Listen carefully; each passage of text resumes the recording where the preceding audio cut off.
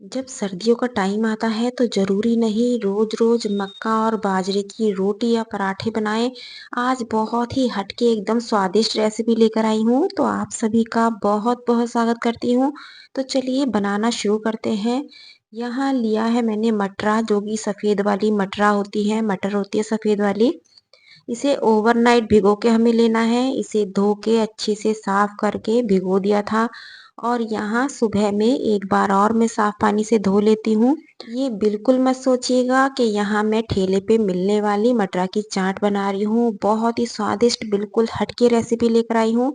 तो यहाँ कुकर में ट्रांसफ़र कर लेते हैं। इसमें स्वाद अनुसार नमक और पानी डाल के इसे कम से कम 4 सीटी लगा के उबालना है। पानी हमें कितना लेना है, यदि आपने 1 गिलास मटरा लिया है तो उसमें आपको 2.5 गिलास कम से कम पानी लेना है। बहुत ज़्यादा पानी का यूज़ नहीं करना है क्योंकि उतना ही पानी डालना है जिसमें ये मटरा बहुत बढ़िया से उबल जाए। तो यहाँ 4 सीटी लगने के लिए गैस पे रख देते हैं और यहाँ लेने हैं टमाटर। टमाटर में इस तरीके से कट लगा लेते हैं। तो यहाँ इतनी मटरा के लिए मैं 4 मीडियम साइज़ के टमाटर ले रही हूँ और इसे थोड़ा-सा नमक डाल के ढक के पकने के लिए छोड़ देते हैं।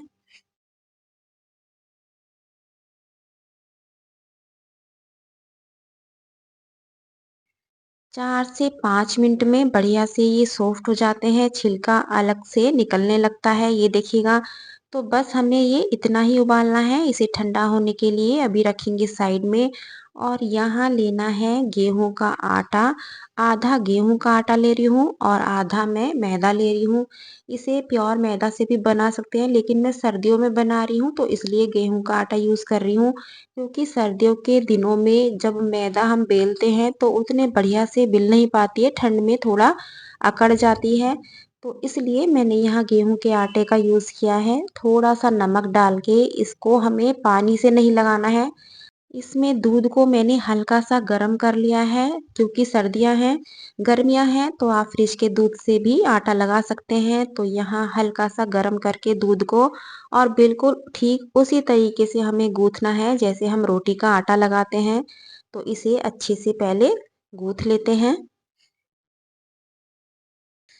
तो आप देख सकते हैं बहुत ही बढ़िया से यहाँ आटा सेट हो चुका है, तो इसे रखेंगे अभी साइड में। टमाटर भी ठंडे हो चुके हैं। टमाटर का छिलका अलग कर लेते हैं। ये देखिएगा कितने आसान तरीके से हो जाता है।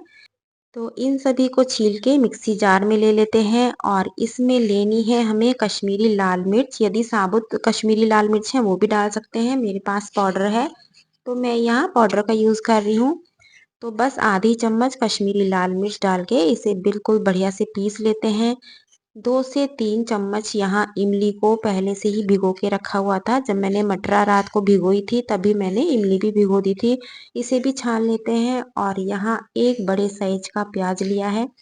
इसे रफली काट लेते हैं और इसी के साथ 1 से 1.5 इंच का अदरक, 2 से 3 हरी मिर्चें, इन्हें भी बारीक काट लेते हैं। तो यहाँ सारी चीज़ें तैयार हो चुकी हैं। मटर भी बहुत अच्छे से उबल चुका है। मैं दिखा देती हूँ आपको, ये इस तरीके से हमें उबालना है। जो मटरा का दाना है वो अलग-अलग नहीं होना चाहिए और कच्ची प्याज, हरी मिर्चें, अदरक सारी चीज़ें यहाँ इसी में मिला लेते हैं। और इसी के साथ जो टमाटर पीसे थे वो भी इसी में मिला लेते हैं, इमली भी यहाँ मिला लेते हैं। तो ये सारी चीज़ें हमने कुकर में ही एक साथ ले ली हैं। अब हमें करना क्या है, कोई भी आप कढ़ाई ले लीजिएगा, उसमें मक्खन लेना है। मक्खन हमें थोड़ा ज़्यादा मात्रा में लेना है। ये होममेड मक्खन है, अमूल का मक्खन नहीं है। आप चाहो तो अमूल का मक्खन भी यूज़ कर सकते हैं। 1 चम्मच देसी घी लिया है और ये सारी मटरा हम इसी में कढ़ाई में पलट लेते हैं। बहुत ज़्यादा मक्खन को हमें पकाना नहीं है, बस इसी को थोड़ा-सा ये पिघल जाए मक्खन और सारी चाट को इसमें ट्रांसफ़र कर लेते हैं। ये मक्खन मैंने घर में ही बनाया है क्योंकि आप सोच रहे होंगे घर का मक्खन तो व्हाइट होता है, लेकिन इसमें थोड़ी-सी हल्दी डाल के तब मैं इस मक्खन को फ्रिज में जमा लेती हूँ, तो सर्दियों में अच्छा भी लगता है और ये आसानी से इसमें स्मेल भी नहीं होती है। तो यहाँ ली है तीखी वाली लाल मिर्ची, काला नमक थोड़ा-सा लूँगी गरम मसाला, इसमें आप चाट मसाला भी यूज़ कर सकते हैं। गैस मैं ऑफ कर चुकी हूँ, इसे हमें पकाना नहीं है बिल्कुल भी। बस थोड़ा-सा मक्खन मेल्ट हो और ये सारी चाट इस कढ़ाई में हम पलट लेते हैं।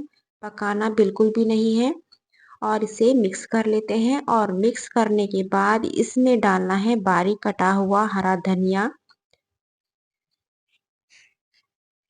बिना घी तेल बहुत ही स्वादिष्ट ये मटरा की चाट कह सकते हैं, मटरा की सब्जी कह सकते हैं। भरी सर्दियों में जब गरमा-गरम इसके साथ ये पराठे बनाएँगे तो आप यकीन मानिए बहुत ही लाजवाब ये लंच की आज थाली बनेगी।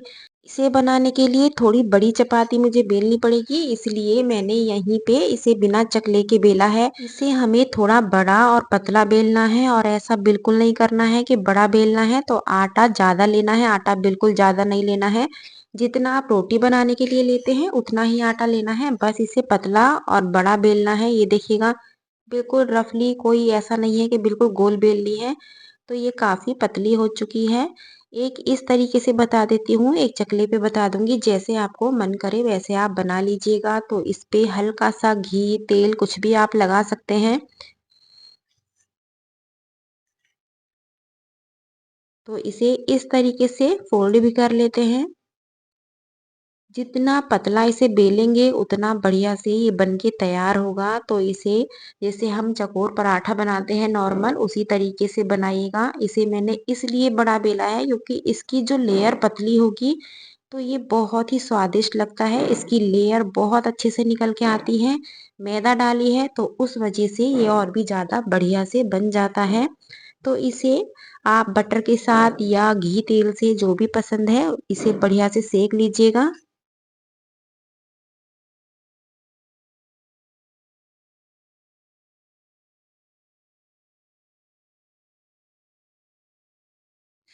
ये देखिएगा कितने बढ़िया से एकदम पराठे में लेयर आती है, चारों तरफ से खुल जाता है, बहुत ही एकदम सॉफ्ट और स्वादिष्ट बनता है क्योंकि इसे हमने दूध से जो गूँथा है, उस वजह से इसके स्वाद में भी बहुत अंतर आता है। तो आप चाहो तो इसे बटर के साथ भी सेक सकते हैं, बटर से ये और भी ज़्यादा स्वादिष्ट बनता है।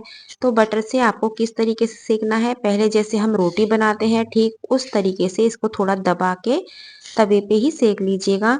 और यहाँ मैं मक्खन ले रही हूँ। मक्खन मैं इस पे जब लगा रही हूँ तो ये मैंने घर में ही बनाया हुआ है हल्दी से। तो जैसे-जैसे मक्खन मेल्ट होगा और पराठा हमारा सिक के तैयार होगा तो हल्दी आप देख सकते हैं किनारे-किनारे थोड़ा साइड में ब्राउन सी हो जाती है।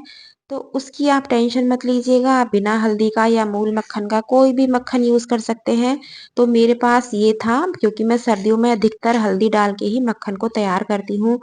तो इस तरीके से पराठा सेकिए और ऊपर से लगाइएगा बारीक कटा हुआ हरा धनिया। तो इस तरीके से बहुत ही गजब का ये पराठा आपका बनके तैयार होता है।